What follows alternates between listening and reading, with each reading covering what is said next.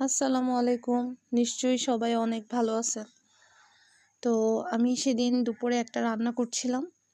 একটু ডিফারেন্ট টাইপের রান্না। যদিও এরকম রান্না আসলে আমার খুব বেশি একটা করা হয় না। এটা হচ্ছে নারিকেল বাটা দিয়ে চিংড়ি মাছ বাটা দিয়ে পুঁইশাক। তো নারিকেল বাটা তো যেকোনো কারিকে অনেক বেশি রিচ করে। অ্যান্ড হচ্ছে চিংড়ি মাছ বাটা যখন আ দিবে তরকারি এমনিতেই ফ্লেভারফুল হয়ে যাবে। চিংড়ি মাছের কথা তো বলার কিছু নাই। ছোট বড় সবার অনেক পছন্দ। যদিও আমি কম খাই।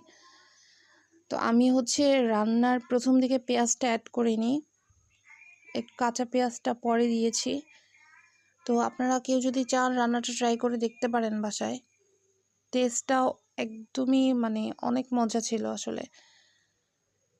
আর টেস্টের ব্যালেন্সের জন্য আমি একদম শেষের দিকে কিছুটা চিনি এড করি।